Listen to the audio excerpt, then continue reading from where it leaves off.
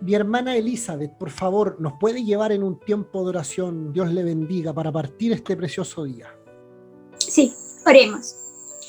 Amantísimo Dios y gran Padre Celestial, cuán hermoso cuando los hermanos nos reunimos para escuchar tu santísima y eterna palabra, para estudiarla, para poder reflexionar en ella. Permite que tu Santo Espíritu permee en nuestro intelecto y en nuestros corazones para que podamos cada vez más discernirla, que podamos, Señor, aprender cada vez más de ti.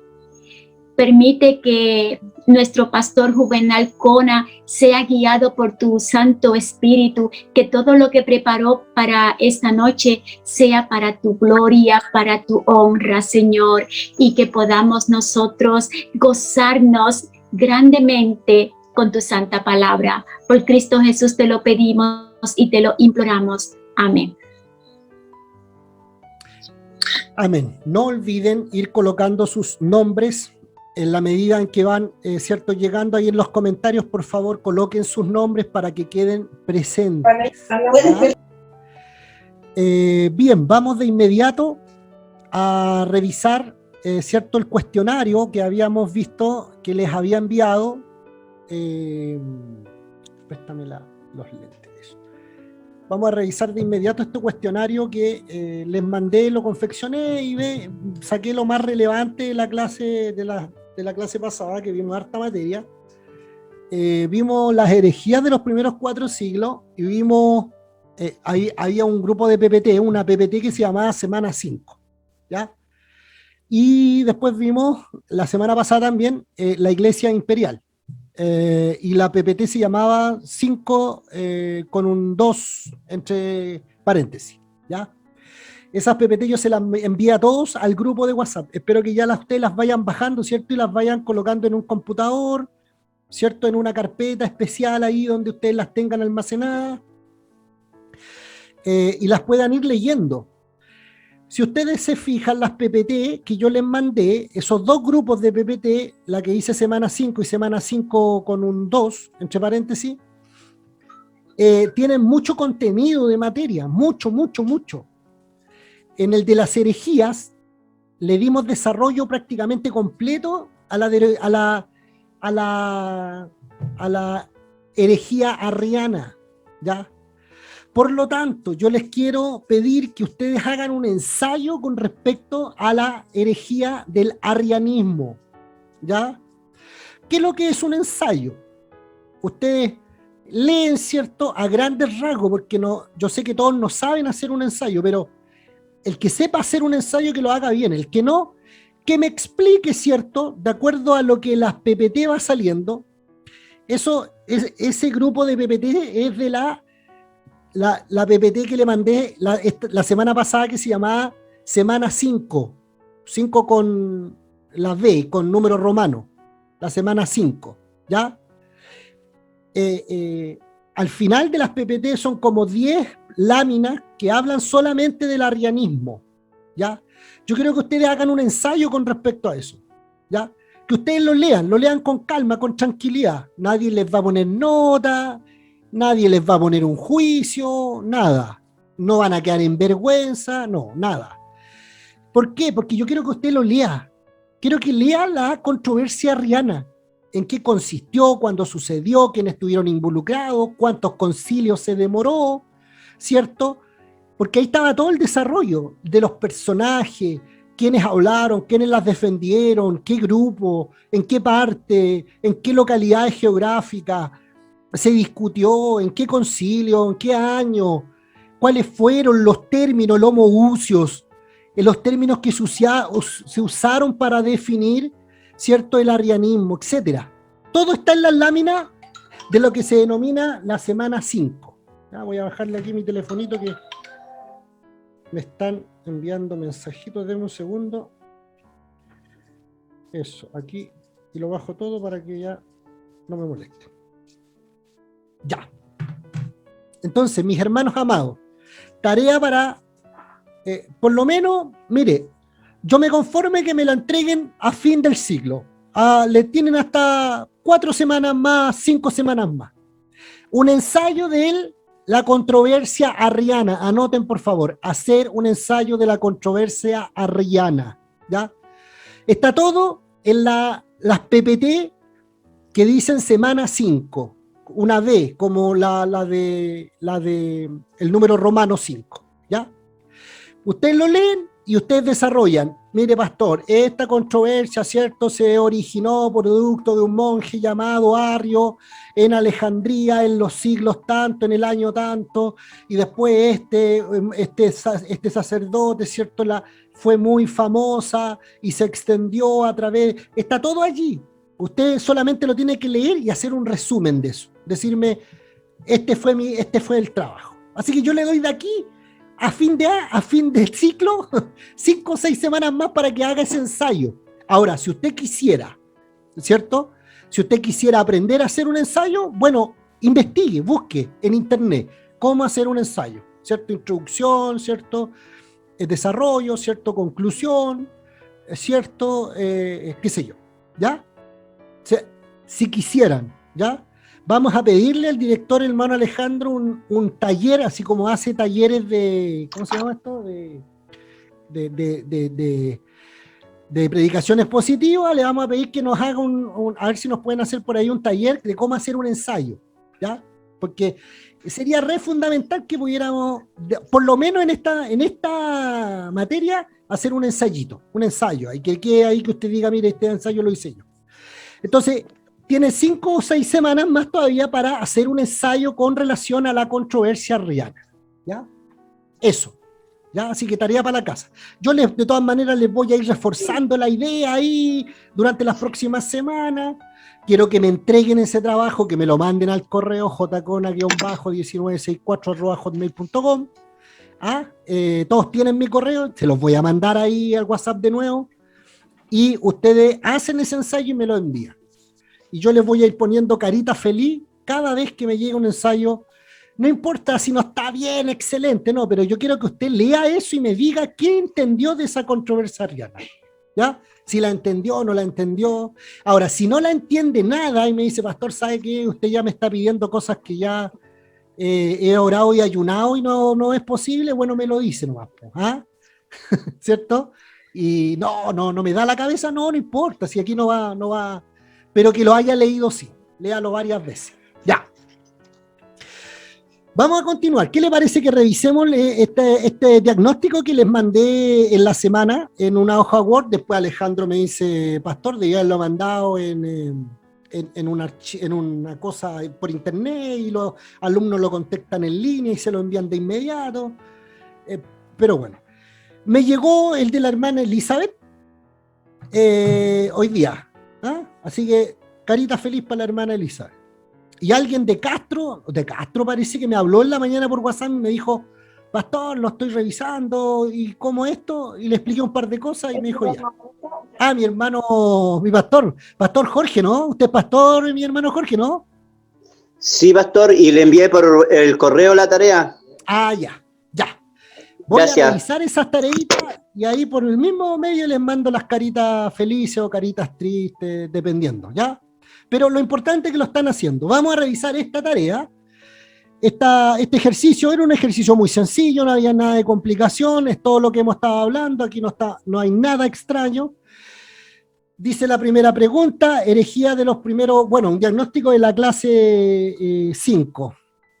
Recuerde que vimos dos grupos de materias, vimos la herejía y después vimos la iglesia imperial, ¿ya?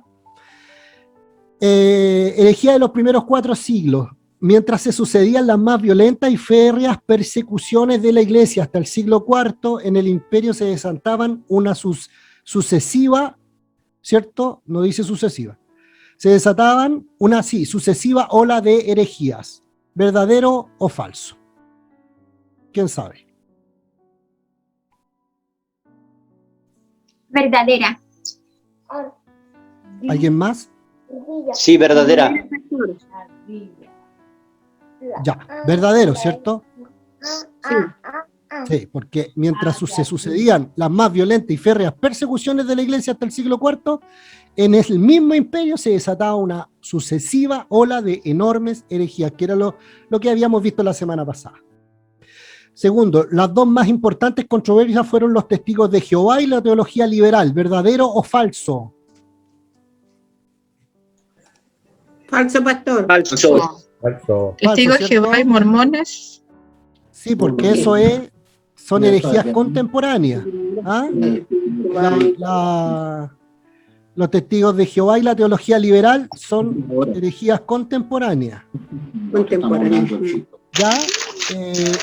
¿Cuáles fueron las dos más importantes controversias durante los primeros 4 siglos? ¿Quién se acuerda? Las dos más importantes controversias. El arminianismo. ¿Ya? Y el marcianismo. Es el arianismo y el marcionismo. Eso. Es arianismo, por eso le estoy haciendo hacer un trabajo especial del arianismo, ¿ya? El arianismo se parece mucho a arminianismo, podemos confundirnos ahí, es perfectamente posible, pero es ario, que era, ¿cierto? El personaje, ¿cuál era fundamentalmente el problema con esta controversia? Es que decía que Jesús fue creado. Que Jesús fue un hijo de Dios, fue creado. Esa era la controversia. Y duró muchos siglos, muchos siglos. Recién en el siglo VIII se zanja se logra definir. Pero en el siglo IV, en el concilio de Constantinopla, se determinó que los arrianos eran herejía. El arrianismo era herejía, ¿ya? Entonces, las dos más importantes controversias en esos siglos eran el arrianismo, ¿cierto? Y el marcionismo. El marcionismo, ¿qué es lo que provocó? Obligó a que la iglesia reuniera el canon. ¿Se acuerda? Gracias a Marción. Mire cómo una persona, ¿cierto? Usada por el diablo, puede provocar a que la iglesia se una y saque algo limpio. Las cosas más gloriosas sucedieron cuando la iglesia era perseguida y era afectada por estas herejías. ¿Seguimos? Pastor Juvenal, una consulta. Fue la más extensa y difícil herejía en los primeros 4 siglos, ¿verdadero o falso? ¿Cómo se interrumpió? Verdadera, pastor. Verdadero, ¿cierto?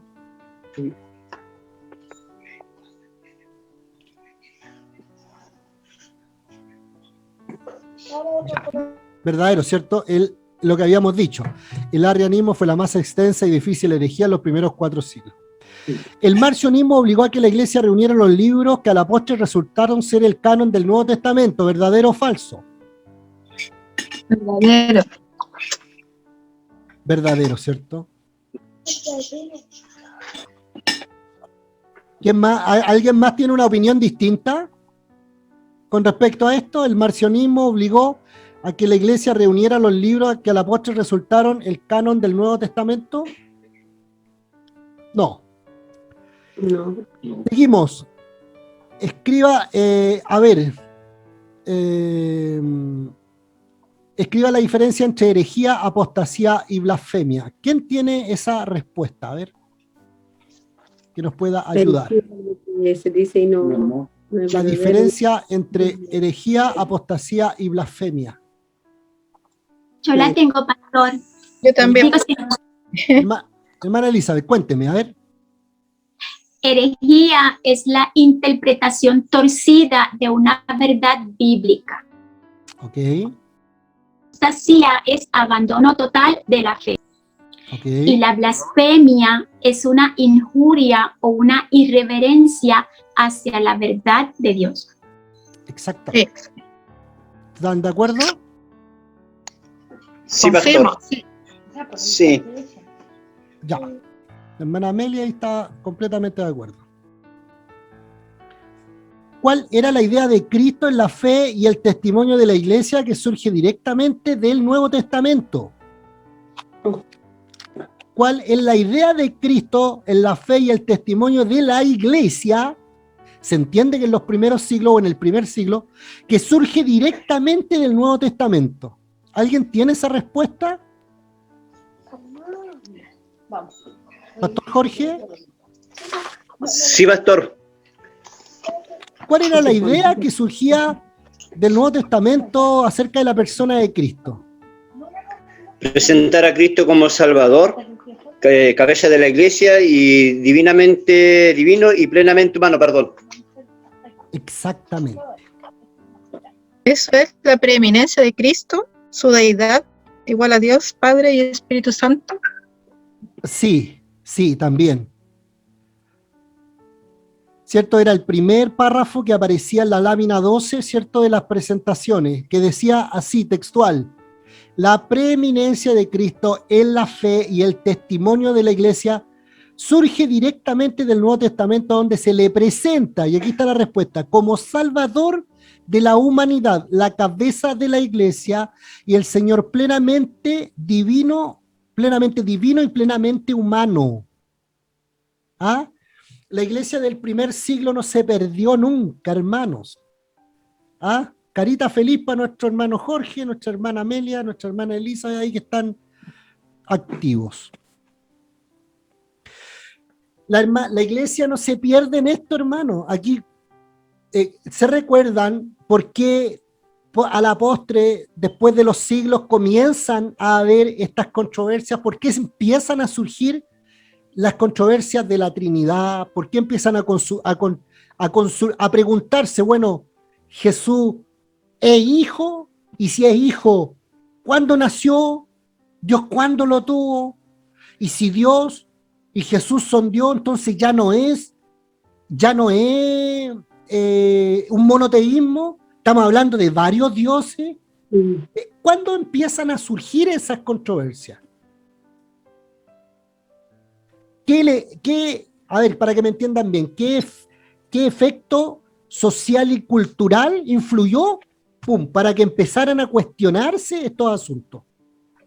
El gnosticismo. Exactamente.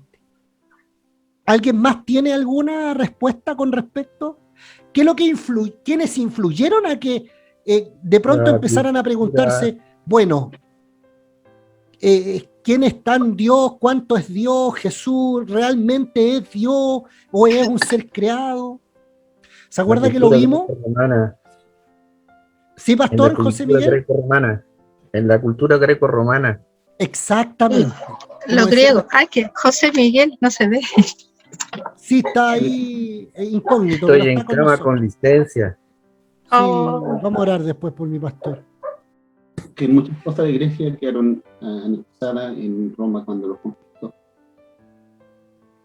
¿Cómo dice? ¿Puede hablar más fuerte? Ya. Exactamente. Cuando este concepto cristiano llega donde los griegos, y los griegos comienzan a observar el cristianismo, los griegos, como tenían esa costumbre de todo preguntárselo, todo cuestionarse, comenzaron a hacer un montón de cuestionamientos y ahí comenzaron a surgir las controversias. Y cuando comenzaron a surgir esos cuestionamientos, comenzaron a surgir afirmaciones. No, si Jesús sí es Dios, no es Dios, es un ser chiquitito y fue creado, qué sé yo. Y allí, cuando ya se masificaron esas afirmaciones, se tuvieron que reunir los concilios. Y en los concilios se definieron finalmente si lo que se decía era cierto o no. Y ahí se definieron estas doctrinas que son las doctrinas elementales del protestantismo, hermano. Recuerde que hemos hablado un montón del concepto doctrinal. Las iglesias no las podemos desprender de nuestras amadas doctrinas. Continuemos, ya estamos terminando, pero me interesa mucho esta pregunta. ¿Cómo aceptaba la iglesia primitiva a Cristo como hombre o como Dios? ¿Alguien tiene la respuesta?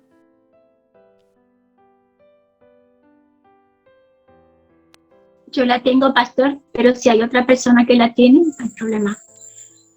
A ver, vamos a ver si hay alguien más en la sala que nos puede dar la respuesta de esto. la pregunta es, ¿cómo aceptaba la iglesia primitiva a Cristo o a hombre o como Dios?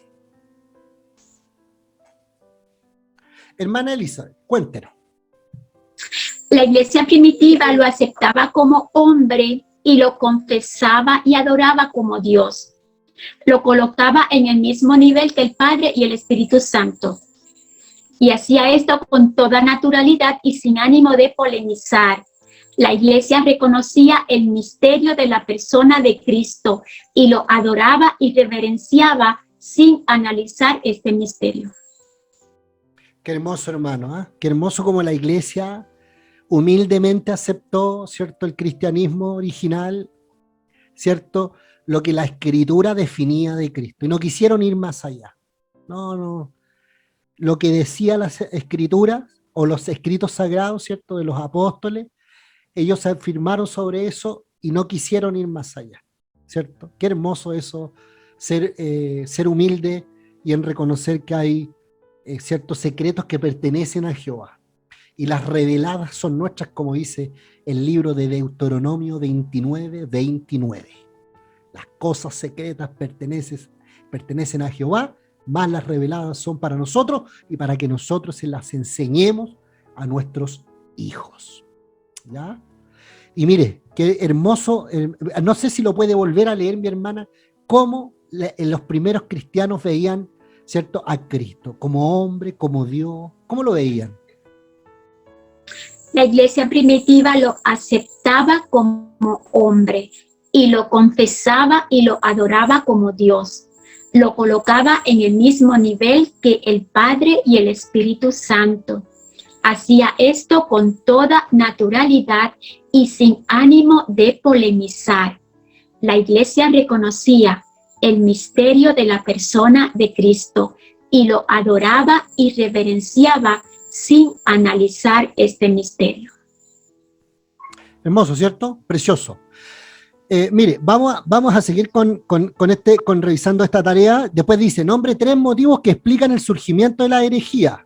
Esto estaba en la página, la lámina 13, ¿cierto? De los PPT que le mandé. Habían 3 motivos que explicaban el surgimiento de esta herejía, que era lo que yo se lo adelanté recién, lo que conversábamos. ¿Ya? Se las voy a dar. Número 1. La propagación del evangelio entre los gentiles trajo a muchos griegos al seno de la iglesia. Número 2. La mente culta del griego era sumamente estudiada e intelectual y gustaba de meditar problemas difíciles de teología y filosofía. Y número 3. La filosofía hacía una clara distinción entre lo espiritual y lo material. ¿Tenían esa misma respuesta? Sí, Pastor Jorge me dice que sí. Eso. ¿Ya? Entonces, ahí vamos entendiendo este engranaje, mis hermanos, acerca de este concepto de la herejía, ¿ya? Después decía Iglesia Imperial, y ¿por qué estoy haciendo esto, hermano, de revisar esta tareita? Porque me sirve como repaso, ¿ya? Antes de entrar a la iglesia medieval, ¿ya? La iglesia medieval yo les voy a pedir hasta paciencia, porque la iglesia medieval es un poco fome. Son 900 años, 996 años de historia. Es casi 1000 años. Entonces hay mucho de migraciones de pueblos bárbaros que hacen caer al imperio, primero en Roma, después en Constantinopla, ¿cierto? Aparecen los musulmanes, ¿cierto? Antes de ello aparece Carlomagno. Hay todo un movimiento ahí como cae, ¿cierto?, políticamente el imperio, la iglesia queda fortalecida, la iglesia católica romana queda fortalecida en el imperio, y ya comienzan a tener una participación más política. Y ahí ya se empiezan a generar un montón de cosas. Después del año 1000, ¿cierto? Ya los puestos del papado eran más importantes que las de un emperador. Los papas asesinaban incluso a sus propios familiares para que no se le heredaran. Se compraban los papados. Y ahí vamos a ir viendo cómo se fue desarrollando toda esta degradación del cristianismo, ¿cierto?, a través de esta iglesia medieval, ¿ya? Pero antes de llegar a esto, vamos a seguir repasando esta parte porque es muy importante lo que anticipa a la iglesia medieval. Con respecto a esto, la Iglesia Imperial, entonces, ¿qué años se abarca el periodo de la Iglesia Imperial y cuántos años se consideran este periodo? Hermana Amelia, ¿lo tiene por ahí o no? ¿Qué años abarca el periodo de la Iglesia Imperial y cuántos años se consideran en este periodo? No. Ya. No.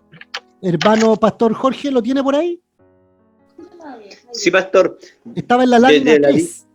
Sí, dice desde el edicto de Constantinopla hasta la caída de Roma, año 313, 476, aproximadamente 163 años. Exactamente. Era la introducción que estaba, ¿cierto?, en la lámina 3 ahí, y hablaba de este periodo, ¿ya? El edicto de Milán, aquí hay un verdadero y falso, ¿cierto? El edicto de Milán o de tolerancia promulgado por Constantino en el año 313 marcó el fin de la época de las persecuciones contra los cristianos y el principio de la Iglesia imperial. ¿Verdadero o falso? Verdadero, ¿cierto, hermana Amelia? Sí. Que no tenía el otro dato, no lo había apuntado. Hay carita, Ahora lo no anoté. se preocupe, no, sí, estamos ahí. Sí, es que a veces uno no toma todos los apuntes. Sí. La segunda, es muy difícil evaluar la fe de Constantino, pero podemos decir que era un fuerte simpatizante con la fe cristiana, con una teología confundida o por lo menos una práctica contradictoria, ¿verdadero o falso? Verdadero. Verdadero, ¿cierto? Mi pastora Sí. Verónica. También, ¿cierto? Porque al final muchos tratan de colocar a Constantino como un gran cristiano. No fue un gran cristiano. Siempre se mantuvo como el líder de la religión pagana del imperio, siempre se mantuvo como el máximo líder de la religión pagana del imperio. Se bautizó a última hora, habiendo escuchado a los cristianos que había que bautizarse para ser salvo, entonces se bautizó a última hora, ni loco antes, porque tenía que hacer varias maldades antes. Le simpatizaron los cristianos, tomó la cruz y usó a este grupo de gente que era tan, ¿recuerdan, hermano, esta mentalidad y esta cultura y esta filosofía cristiana que chocaba contra todo lo que existía en el imperio? Y todos querían ser cristianos porque era tan digno. Entonces los cristianos, sin predicar, hermano, la gente llegaba sola al cristianismo. Porque los cristianos eran gente tan distinta, tan digna, tan ejemplar, tan solidaria, tan amorosa, que todos querían ser cristianos, así que fue imposible exterminarlo. 300 años de persecución, más toda la herejía, no pudieron terminar el cristianismo hermoso. Entonces, Constantino después, a lo mejor, dicen algunos comentaristas, que vio políticamente en esta gente, ¿cierto?, como todo ojo político, y siempre quieren apoderarse, siempre están los tentáculos políticos tratando de capturar a los evangélicos para llevárselos para algún lado. Sí. ¿O no? Sí. Sí, pues. Debemos reconocerlo. Tenemos que ser... Es un voto interesante. Es un grupo de gente interesante que puede usar política y se puede hacer. Por eso la iglesia evangélica, yo digo, mire, yo tengo con mucho respeto a todos los pastores que están acá, pero el pastor no puede. Yo lo digo como a título de profesor. El pastor no puede llamar, ¿cierto?, a apoyar alguna postura política determinada.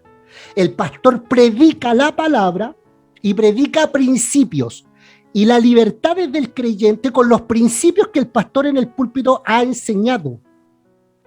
El creyente en su libertad y con los principios va y vota de acuerdo a su libertad, pero la iglesia no se puede dejar instrumentalizar por un sector político determinado. Sí, cada creyente es consciente de que tiene que saber elegir, ¿cierto?, libremente y con los principios bíblicos, ¿cierto?, a quienes más lo representen. Pero que la iglesia se deje instrumentalizar, eso no puede ser. Y que el pastor del púlpito diga, mira, a mí me parece que ustedes todos tienen que votar por este candidato y por este grupo, no puede ser, no debiera ser. Pero sucede, y sucede mucho. Hay hasta connotados teólogos eruditos que caen en estas fauces de ser instrumento para sectores, colores y líderes políticos determinados. Esa es mi humilde opinión. Pastor, eso también se ve en los artistas. Lo mismo que hacen los políticos, los artistas también lo hacen para adquirir un rating o para adquirir fama. ¿Usar a los cristianos? Sí. Sí. El tema cristiano, utilizar el tema cristiano, y a veces hacen que se meten a iglesia y se hacen famosos en iglesias, pero es porque están detrás de la fama y el dinero. Efectivamente. Así que hay que, seguramente Constantino tuvo un ojo político muy fuerte ahí y dijo, chiquillos, a ver, estos cristianitos, esta gente, es un recurso bien positivo, a ver, usémoslo. Y claro, después fueron, ¿cierto? Y ahí quedó la debacle. Y ya vamos a llegar allá, déjenme, porque estábamos revisando esta tarea, me interesa mucho que por lo menos en esta clase nos quede claro esto, hermano, entre el fin de la iglesia, ¿cierto?, perseguida, las herejías, y la iglesia imperial, y qué es lo que pasa ahí, en el dominio del imperio de la iglesia. ¿Cierto?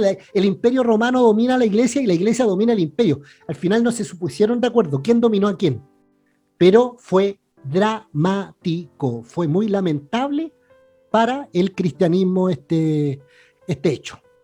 Denme un segundo. Después dice así, y aquí yo quiero que ustedes lo argumenten un poquito. ¿Qué opina usted? Dice la pregunta. ¿Qué opina usted de los siguientes efectos que resultaron del edicto de toleración y de que el cristianismo se convirtiera en religión oficial del imperio? ¿Ya? Y yo le coloqué aquí, ¿cierto?, cuatro aspectos de lo que sucedió con esto. Constantino había promovido el cristianismo y tolerado el paganismo, pero sus sucesores persiguieron a los no cristianos. En poco tiempo, los cristianos habían cambiado de ser los perseguidores a ser poderosos, a ser los poderosos y perseguidores. Otros consideraron este hecho entre la unión del imperio y de la iglesia un desastre para la fe cristiana, una apostasía a la sencillez de la fe. Algunos consideraban que la iglesia había conquistado el imperio, mientras que otros pensaban que lo opuesto había acontecido. Con respecto a esto, me gustaría escuchar unas dos opiniones. Yo no sé quién se atreve a activar su micrófono y darme una opinión con respecto a ese último punto. Desde ahora, ya. Bueno, pastor, yo lo hice, pero lo contesté en preguntas separadas. No sabía que había que hacer un resumen de todo. Lo contesto así por separado. Ya, bueno, en la cuénteme. primera, considero que Constantino se acomodó a ambas creencias, cristianos y paganos, por motivos políticos más que por motivos espirituales. Él entendió que para los romanos era muy importante creer que su llegada al poder fue obra de Dios, o sea, que fue un milagro de Dios. De hecho, él creyó que su éxito se debió a Dios, pero lo creyó por conveniencia, no porque verdaderamente hubiese tenido un encuentro con Dios para arrepentimiento o para ser una nueva criatura, o porque hubiese tenido fe en Cristo Jesús. Por eso él no renegó del paganismo. Le convenía creer en ambas cosas y tenerlos a ambos de aliados. Si uno no le funcionaba, entonces el otro sí. Tenía un sincretismo de ideas. Los sucesores persiguieron a los no cristianos porque tampoco eran cristianos. No conocían los mandatos de Dios y consideraban que sus creencias eran las correctas. Los cristianos cambiaron a ser poderosos y perseguidos por motivos políticos. Querían fama, poder, aceptación en la sociedad y buscaban puestos políticos para lograrlo. No tenían conocimiento sobre la ley divina. estaban detrás de las riquezas y de las comodidades que el mundo siempre ofrece, alejándose cada vez más de Dios. Estoy de acuerdo que era una apostasía de la sencillez de la fe, porque buscar lo que el mundo ofrece no es un mandato divino. Al igual que perseguir para maltratar o para matar a los que no creen lo mismo que uno, es una total depravación del Evangelio de Cristo Jesús. Considero que se dio ambas cosas, ya que tanto el imperio como la iglesia eran lo mismo. Buscaban riquezas, poder, fama, dinero. Así que daba igual estar en uno o en otro. Estas son las consecuencias de haber unido la política con la iglesia.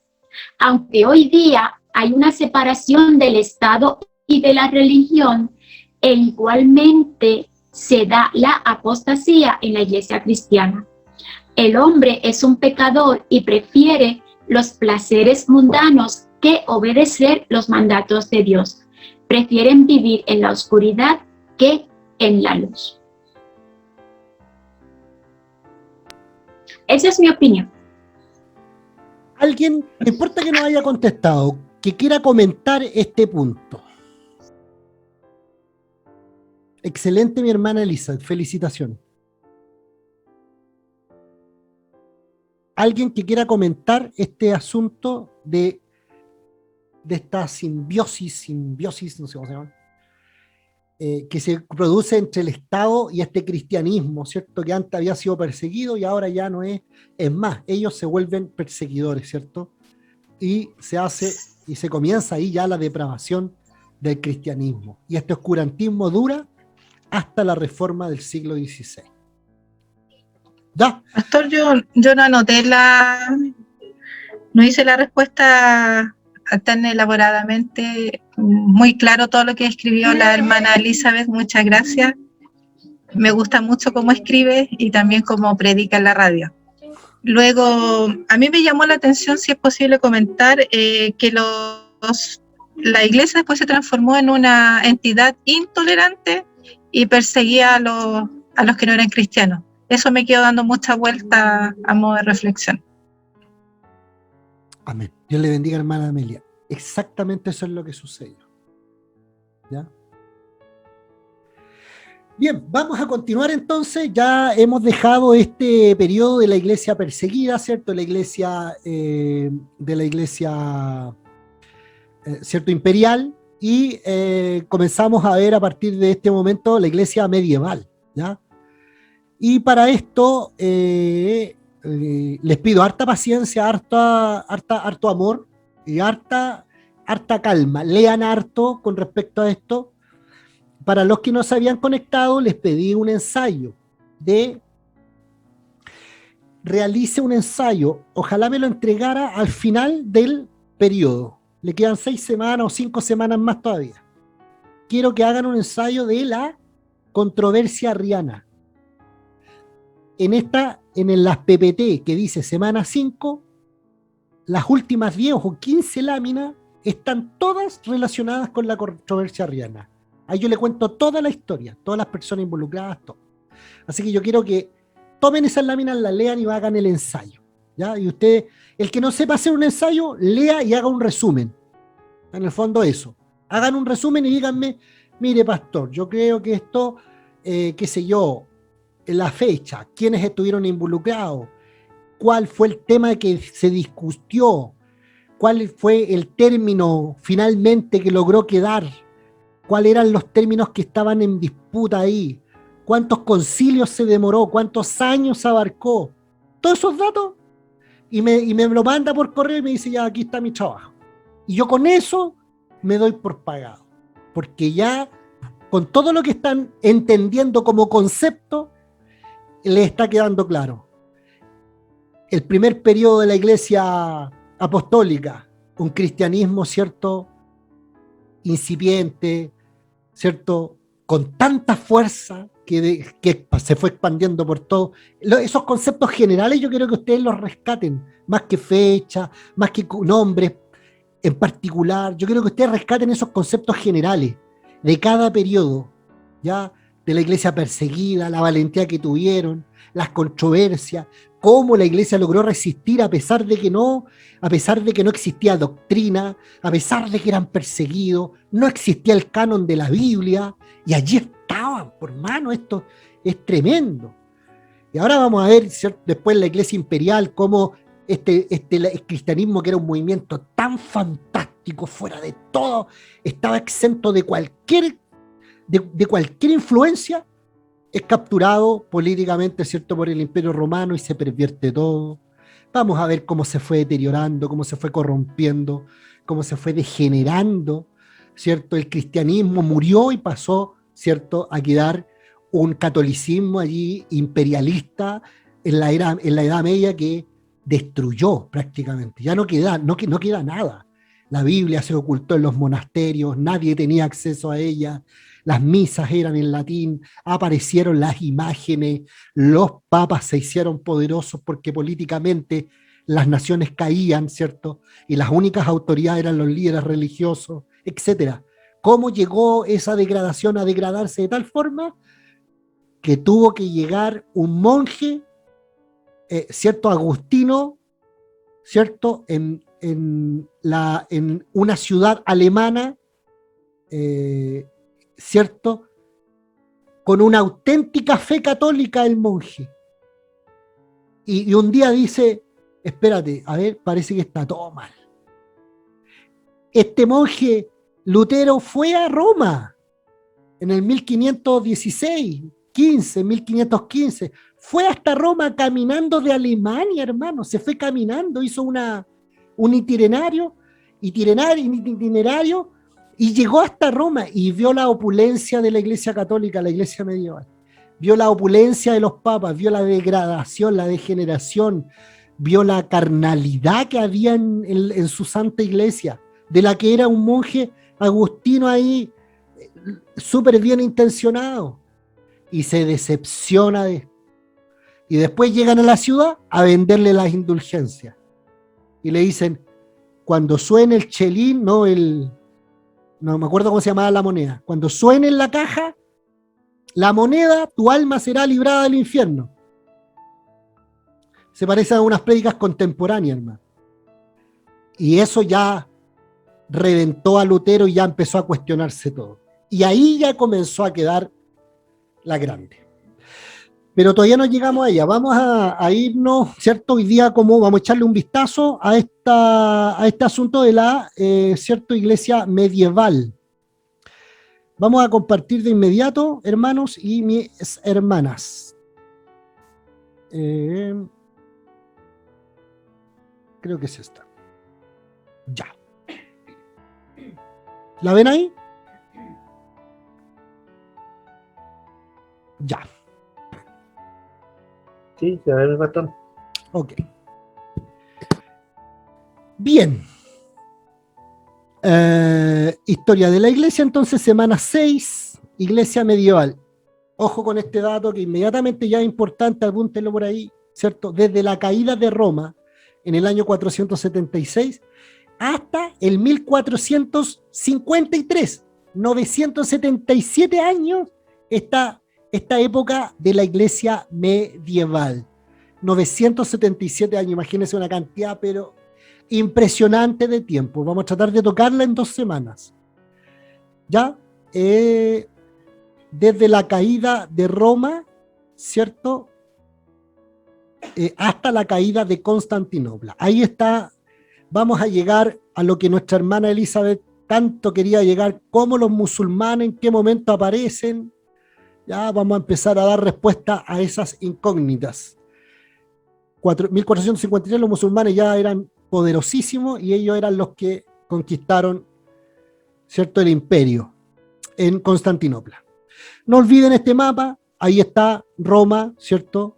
Acá Roma, Constantinopla, Alejandría, Palestina, las zonas más importantes. Aquí está el imperio dividido, ¿cierto?, entre Occidente, el sector verde, y el amarillo es el oriente. Y las 2 ciudades importantes. En el imperio occidente está Roma, esta Roma ya había caído, ¿cierto?, en la iglesia imperial en el año 476, ¿cierto? Desde la caída de Roma en el 476, acá en Occidente, Roma cayó en el año 476. Y acá en el Oriente, Constantinopla cae en el año 1453. O sea que entre una caída del imperio a la otra pasaron prácticamente 1000 años. ¿Se acuerda de esta en línea de tiempo que le fabriqué con tanto amor? También se las he mandado. Ahí ya hemos visto a la iglesia apostólica, después vimos a la iglesia perseguida, acabamos de ver la iglesia imperial, y ahora estamos en la iglesia medieval, del año 476 al año 1453 aproximadamente. Después ya nos quedan 2 periodos nomás, la iglesia reformada y la iglesia contemporánea. Así que vamos avanzando muy, muy rápido. Esto era el resumen de la clase anterior, que ya lo vimos a través de la tarea. Introducción, entonces, según la división de Hulbert, el libro que yo estoy recomendando leer hasta la página 86, más o menos, ya tienen que estar leyendo este libro. Según la división de Hulbert, después de la caída de Roma, ya no estamos en la época de la iglesia imperial, sino en la época de la iglesia medieval. ¿Ya? Esta división de tiempo refleja una perspectiva occidental, porque la iglesia oriental siguió siendo la iglesia imperial oficialmente hasta la caída de Constantinopla en el año 1553. Y ahí está el mapa. Acá cayó Roma en el 476 y en el 1470 y algo cayó Constantinopla. Mientras que la iglesia en Occidente, acá en Roma, del sector verde, ¿cierto?, entraba en una nueva era. La oriental seguía siendo la iglesia imperial. ¿Ya? Bueno, aquí hay material que yo quiero que después usted lo vea, cómo las migraciones, ¿cierto?, y las conquistas en Europa hicieron caer al imperio y lo tuvieron bien, bien complicado. ¿Ya? Hablan acerca de paganos, francos, ¿cierto?, e Inglaterra. Eso lo vamos a pasar, ¿cierto?, rápido, porque es importante que usted lo vaya leyendo después, ¿ya? Pero por un asunto de tiempo no lo podemos ver en detalle.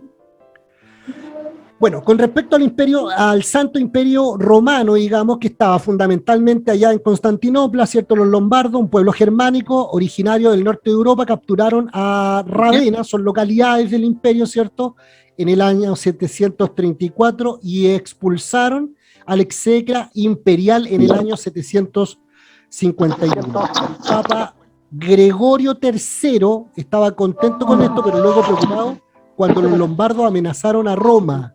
¿Ya? Pidió ayuda a Carlos Martel, líder de los francos, pero él se rehusó a ayudarlo. Más adelante el Papa Esteban III, y ahí están los años en donde estos personajes tuvieron, ¿cierto?, su participación, pidió ayuda al nuevo líder franco Pipino. El Papa ungió a Pipino como gobernador cristiano del Occidente y a sus hijos como herederos del trono, entre ellos Carlomagno. Y a cambio Pipino venció a los lombardos y regresó al Papa el territorio que los lombardos habían conquistado. ¿Quién dio la autoridad al Papa de ungir a Pipino y de tomar control de parte de Italia? En parte dependía de la carta llamada la Donación de Constantino, en la cual el primer emperador cristiano otorgó al Papa Silvestre en el año 313. Entre otras cosas, cierto territorio, la preeminencia sobre las otras sedes del cristianismo y el poder imperial en el occidente. Hermanos, no olvidemos que los papas eran terratenientes, ellos eran dueños de sus terrenos, en donde estaban establecidas sus iglesias. Ellos eran dueños legales de esos terrenos, ¿ya? Y fue Constantino que dejó como herencia que en Roma, Italia, fuera, ¿cierto?, la ciudad del cristianismo en Occidente. Esta carta justificó la separación entre Occidente y Oriente, ¿ya?, y el ungimiento de Pipino. El único problema es que la carta fue un fraude del siglo VIII, ¿ya? ¿Por qué? Hermanos, tenemos que entender que todas estas cosas eran conspiraciones, eran tramas que después con los años se vinieron a descubrir, pero querían y luchaban, ambicionaban terrenos, lugares estratégicos en el imperio para hacer el catolicismo establecerse de manera constante, digamos, de manera fuerte. El hijo de Pipino, Carlos el Grande, Carlos Magno, era un excelente guerrero y líder y pudo extender su territorio enormemente. El Papa lo nombró el protector del papado. En la Navidad del año 800, el Papa León III ungió a Carlos Magno como emperador. Ese otro elemento que tenían la facultad los papas, ungir a los emperadores, ¿ya? Emperador del Santo Imperio Romano para llenar el vacío dejado por la caída del Imperio Romano Occidental y para obtener protección política para la Iglesia romana, ¿ya?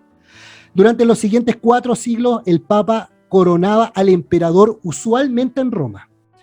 Aunque el Imperio Romano en el Oriente objetó a la creación de otro imperio romano, ¿ya? Romano independiente, no tenía la fuerza para frenarlo o para sujetarlo, ¿ya? Deme un segundo, estoy moviendo las caritas que me salen acá y no me dejan ver con tranquilidad. Ya.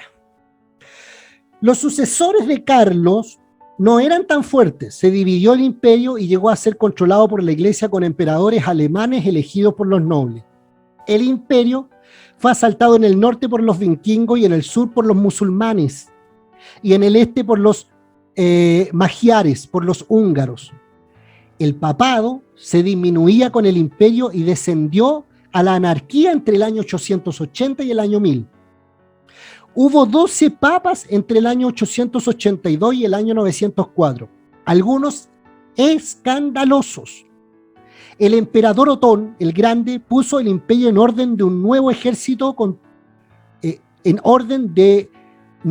y ejerció control sobre la iglesia, deponiendo al Papa XII y apuntando o colocando en su lugar a León VIII en el año 964.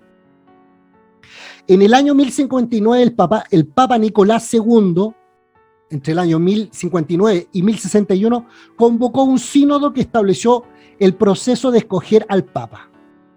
La definición fue la siguiente: los 7 obispos cardenales escogerían a sus candidatos consultando con los 28 sacerdotes cardenales y sus 18 diáconos cardenales. Luego presentarían a su candidato al clero y al pueblo de Roma para su aprobación. El crecimiento del poder del papado. Veamos las razones del crecimiento del poder de este sistema papal. Razones del crecimiento del poder en Roma. Alejandría y Antioquía cayeron ante los musulmanes, ¿ya? Roma se mantenía más ortodoxa y evitó las controversias de Oriente. No olvidemos que la iglesia en Constantinopla, en el Oriente, estaba envuelta en muchas controversias. Se llenó el vacío de poder que el Imperio Romano Occidental había dejado después de la caída de Roma ante los bárbaros, ¿ya? Los obispos de Roma llenaron ese vacío político. Eventos y personajes que acrecentaron el papado. B. El Papa León I, entre el año 440 y 461, consiguió que el emperador Valentiniano III declarara que todos los obispos estaban subordinados al Papa de Roma. Este Papa León I, ¿cierto?, le maneja a ese emperador diciendo que él, como obispo de Roma, ¿cierto?, todos los demás debían estar subordinados a él. Después, el Papa Galesio, entre el año 492 al 496, declaró que los gobernadores estarían bajo la superintendencia moral del Papa, y fue el primer obispo de Roma que recibió el título de vicario de Cristo. ¿Se da cuenta? Así fue que la historia nos relata cómo este cristianismo, ya más parecido a un brazo político del imperio, comienza a tomar fuerza. Número 3, el Papa Simaco, que actuó o estuvo, ¿cierto?, ejerciendo su influencia entre el año 498 y el 514, declaró que ningún tribunal podría exigir la comparecencia del Papa ni sentenciarlo en su ausencia. ¿Ya? Mire cómo iban ganando privilegios. Se parecen a los parlamentarios de los países nuestros. Poco a poco más privilegios. El Papa Bonifacio III, en el año 607, consiguió que el emperador Focas le concediera el reconocimiento como cabeza de todas las iglesias. Ya no todo solo de los obispos, sino que de todas las iglesias, para contrarrestar la declaración anterior de que el patriarca de Constantinopla era obispo ecuménico. ¿Ya? Déjenme mover acá así. Ya, aquí, yo no sé por qué ahora no se me corre esto. Ya. Gregorio I, entre el año 540 y 604, estableció y solidificó el sistema papal que prevaleció durante toda la Edad Media, hermanos. 1. Este Gregorio I fue un monje que fue electo obispo de Roma en el año 590, aunque no utilizó el título de papa. Por la debilidad del exarca imperial, el representante del emperador que vivía en Ravenna, Gregorio ejerció poder político y civil sin consultarlo. Era bien vivo este Gregorio I. ¿Ya? Hizo uniforme la liturgia y estableció o solidificó las siguientes creencias y prácticas. Mire lo que hizo este Gregorio. ¿Ya? Usted cuando pregunte, bueno, ¿y cuándo pasa esto? Aquí está pasando. La exaltación de la tradición encima de las escrituras, hermanos. Ojo con este dato. Ojo con este dato, hermano. Porque para nosotros, en nuestras doctrinas, la única autoridad de la iglesia evangélica, ¿cierto? Protestante, es la única autoridad, ¿cierto? Es la palabra. Pero en el año 540, entre el año 540 y 604, Gregorio I dijo, vamos a ponerle un contrapeso a la Biblia. Y dijo que la tradición de la Iglesia Católica estaba por encima de las Escrituras. Hasta el día de hoy, hermano, la Iglesia Católica, ¿cierto?, se afirma en dos cosas, en la tradición de la Iglesia y en las Escrituras. ¿Ya? Y las Escrituras están por debajo de la tradición. Otra cosa que, ¿cierto?, solidificó estas creencias, esta práctica, fue la interpretación alegórica de la Biblia. Y ese es un daño tan grande, lo estudiamos en hermenéutica. Los que estudiaron hermenéutica conmigo, hablamos mucho de la alegoría. Otra práctica que hizo este Gregorio I fue el bautismo para lavar el pecado original y la penitencia para lavar los pecados posteriores. ¿Ya? Este fue el que dijo, Gregorio I fue el que dijo, ya, si tú quieres que tus pecados ahora sean perdonados, te bautizas. ¿Ya? Y si después quieres que, después de muerto, ¿cierto? Y después de ser bautizado, tú sigues pecando, entonces tú puedes hacer penitencia, cumplir castigos, ¿cierto? Y D, el sacrificio de la misa en beneficio de los vivos y los muertos, y la transubstanciación, aprobada oficialmente en el Cuarto Concilio de Letrán en el 1215. ¿Ya? Entonces, usted se da cuenta, hermano, cómo poco a poco este catolicismo imperial se iba depravando más. Otra cosa que hizo este Gregorio I, el purgatorio. ¿Ah? Este fue el que dijo, bueno, cuando ya uno se muere, ¿cierto? Se va a un lugar esperar ahí y puede salir. Si tú pagas o le pides a Dios que lo saque del purgatorio. F, las invocaciones a los santos y a los mártires. G, el uso de amuletos y reliquias. H, el ascetismo y el monacato, ¿cierto? El ascetismo era este abandono total de la marginación absoluta de la vida, ¿ya? De la existencia misma. El celibato del clero, todo esto se impone aquí, hermanos. 4. Envió a Agustina Bretaña, acción que eventualmente, denme un segundo que yo corro aquí las caritas porque no me deja ver. Envió a Gregorio I envió a Agustina Bretaña, acción que eventualmente resultó en la unión de la mayoría de las iglesias católicas con Roma. Patricio, en el año 390 al 461, había evangelizado a los irlandeses, los cuales enviaron muchos monjes misioneros a Escocia, Inglaterra y Europa bajo el liderazgo de Columba. Las iglesias célticas fueron independientes de Roma hasta el sínodo de Whitby, en el año 663, cuando muchas se unieron definitivamente a Roma. Vamos a ver algunos, dice, los últimos 3 concilios. No puedo leer bien arriba, hermano, se me tapa, antes se me desaparecía, pero ahora me aparece ahí. Constantinopla, en el año 553, los concilios, fue un intento impuesto por el emperador Justiniano, el constructor de la Santa Iglesia Sofía, de reconciliar a los monofisitas, condenando algunas interpretaciones nestorianas. Entre los monofisitas y los nestorianos estaban las discusiones, ¿cierto?, entre si Jesús era o no hijo o era una deidad. Como todos los concilios ecuménicos, aumentó las diferencias y fracasó en unificar a la iglesia. El Papa Vigilio vacilaba en sus opiniones y produjo cisma en el occidente, pero después la iglesia romana aceptó el concilio. Constantinopla, en el año 680, condenó el montelismo, la idea de una sola voluntad entre las dos naturalezas de Cristo. Condenó por nombre al Papa Honorio, lo cual causa un problema para la Iglesia Católica Romana con su doctrina contra la infalibilidad del Papa.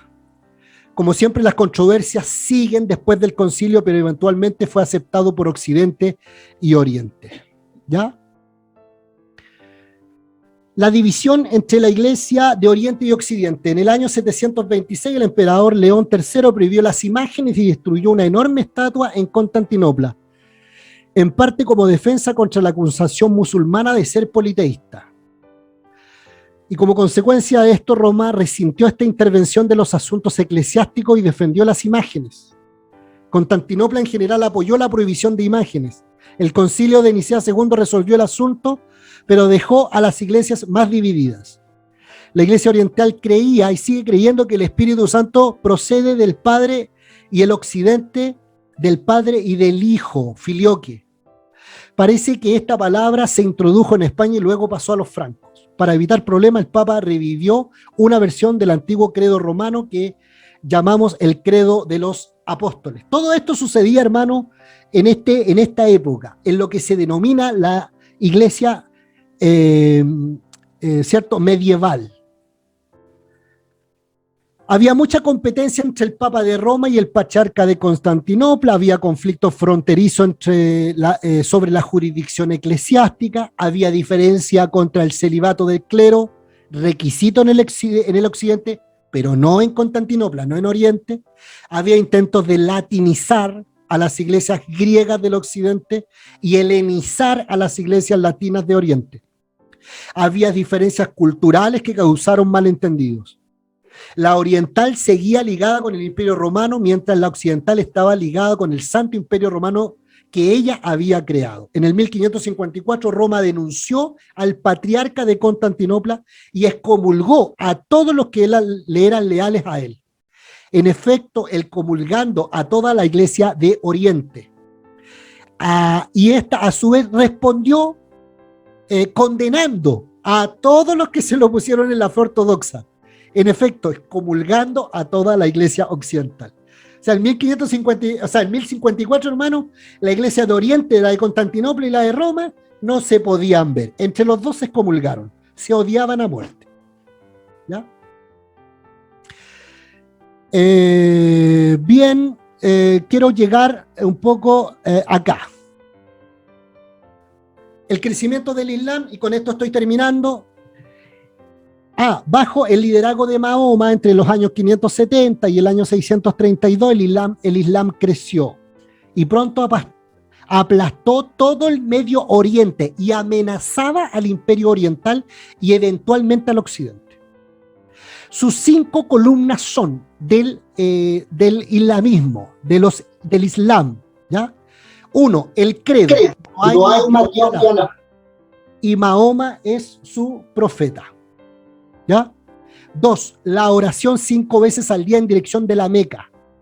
3, una peregrinación a la Meca una vez en la vida. Todavía se hace eso, hermano. Y muere una cantidad impresionante de gente. Dar limosna. Estas eran las 5 pilares del islamismo. Ayunar durante los días del mes de Ramadán. La guerra santa, a veces considerada como la 6ª columna, ¿ya? Creció tan rápidamente por las siguientes razones.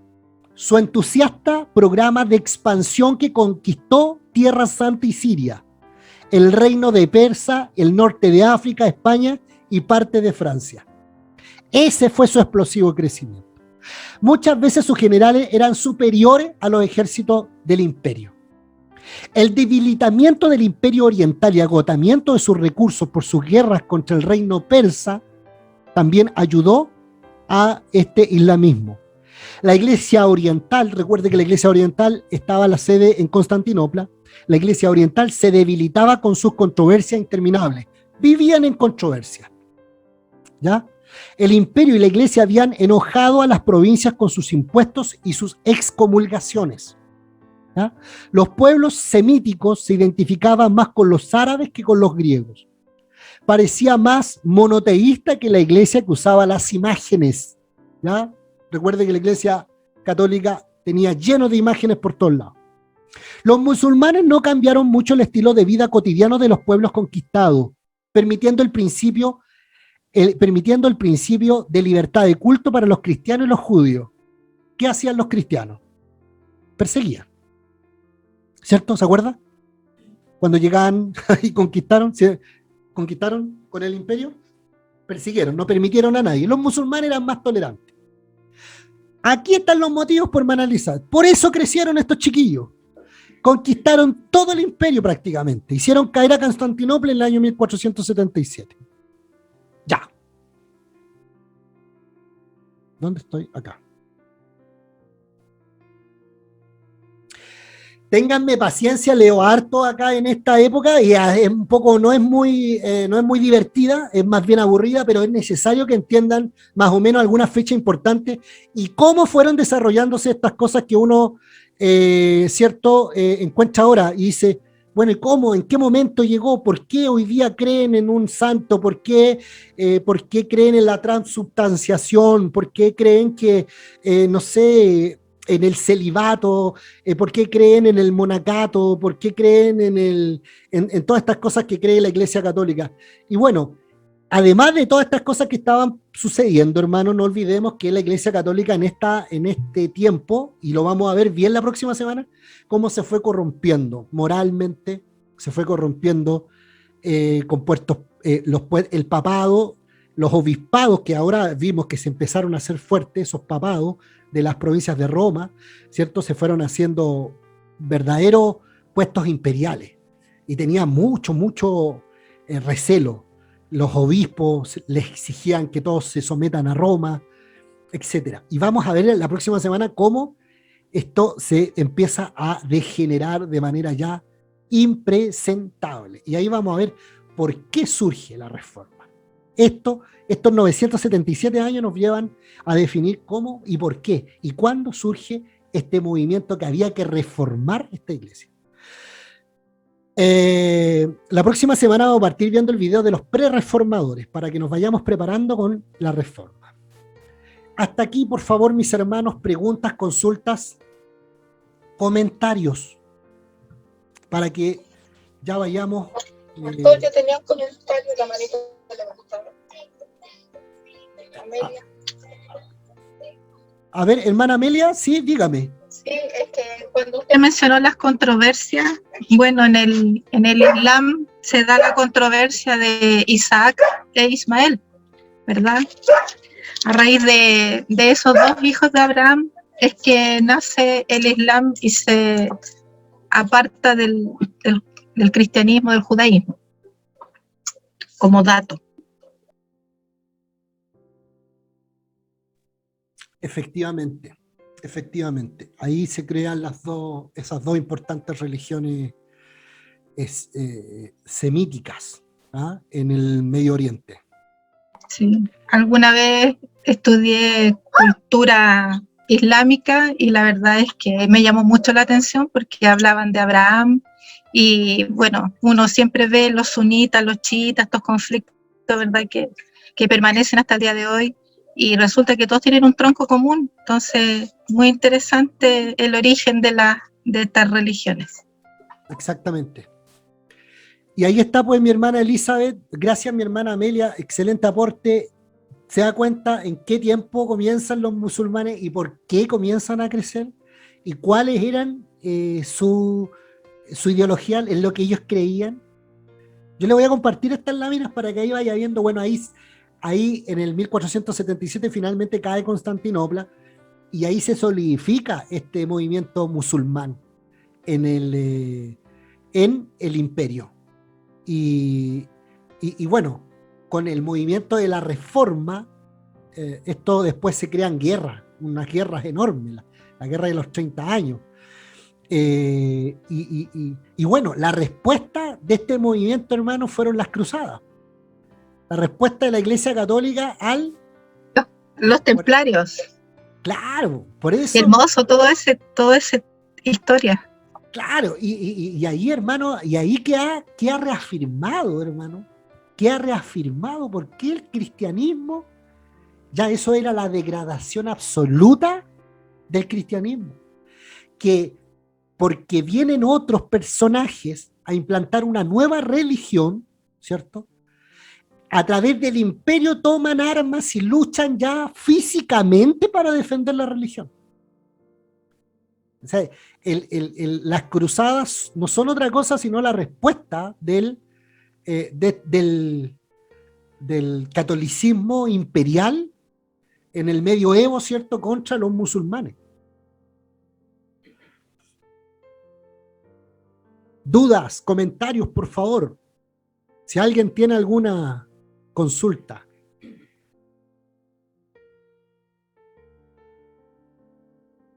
Por eso la iglesia evangélica, hermano, no tiene que tener posturas instrumentalizadas por ninguna ideología, ni cultural, ni filosófica, ni política, ni nada. ¿Ah? Porque si no, luego vamos a agarrar las armas para defendernos. Ya, eso es pues. Yo espero que vaya quedando claro, hermano, lean esta historia, vamos a llegar a la reforma y ya vuelve a colocarse un poco más entretenido, pero ténganme paciencia esta semana y la próxima semana, que es un poquito engorrosa esta época, estos 977 años, pero son muy enriquecedores, se entienden muchas cosas. Está muy interesante, pastor. Ya, gracias por su ánimo. Necesitaba esas palabras porque yo mismo estaba desanimado. No, para nada. Sí, está muy interesante porque es la historia de la iglesia, entonces estamos callados, poniendo mucha atención, creo yo, no sé, mis compañeros de clase. Claro que Sí, sí. lo que pasa es que quiero despertarlo, están ahí, ¡aló! Me gusta mucho esa historia. Amén, ya pues. Gracias, mi hermana Ivette, Julia Ivette. Interesante, Pastor Juvenal. Gracias, mi amigo Hans. Dios te bendiga mucho, Hansito. Mi hermana Catalina, Dios le bendiga mucho, ¿ah? Hermano Froilán, todos los que están, ¿cierto?, conectados hoy día en esta preciosa clase de historia de la iglesia. Sexta clase, ya entramos de lleno a la iglesia medieval, donde ya aquí ya todo se pone color oscuro. Por favor, anoten su nombre, no dejen de anotar ahí su nombre. Y dejo la última oportunidad si alguien más quiere comentar algo.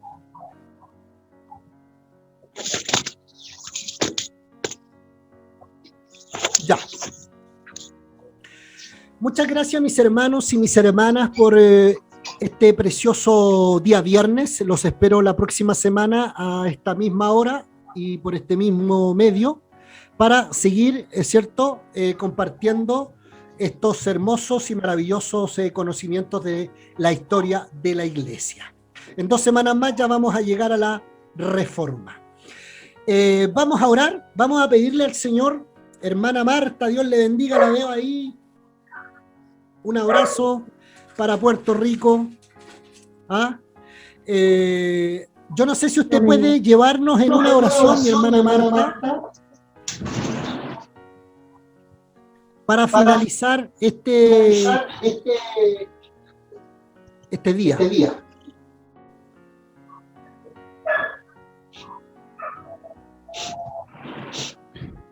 Miriam se activó el audio. Porque me voy a escuchar 2 veces. Ya, parece que no puede allí nuestra hermana Marta, lamentablemente. Vamos a orar al Señor, le vamos a pedir al Señor que el Señor, mi pastor Jorge, Dios le bendiga, por favor, llévenos en un tiempo de oración por este precioso día de estudio bíblico.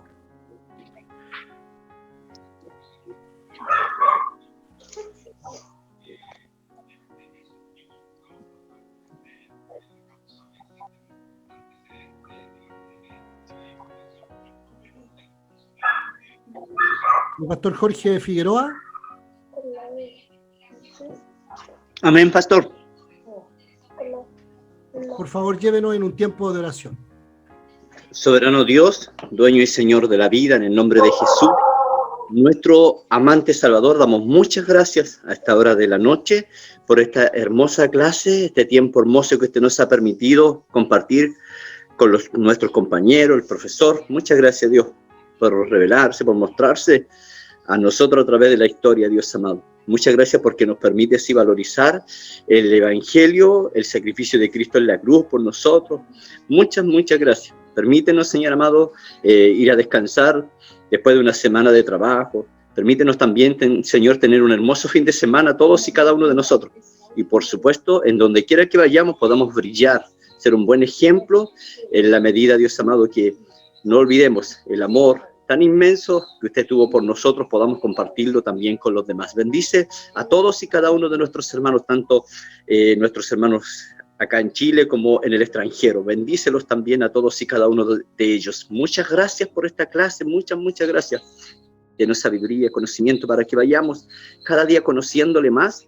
Amado Dios, gracias. En el nombre de Jesús, amén. Amén. Gracias, mi pastor. Amén. Jorge, Dios les bendiga a todos mis hermanos. Prendan sus camaritas. Bendiciones, feliz fin de semana. Bye. Un abrazo para todos. Dios les bendiga, pastor. Dios les bendiga. Muchas gracias por la clase. Gracias. Bendiciones para todos. Bendiciones a todos, bendiciones. En la radio. Pastores, hermanos, amén. Dios les bendiga. Padre. Bendiciones, Jolie.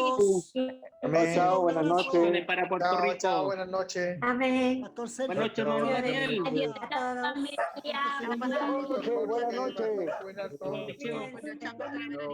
Dios les bendiga. Chao.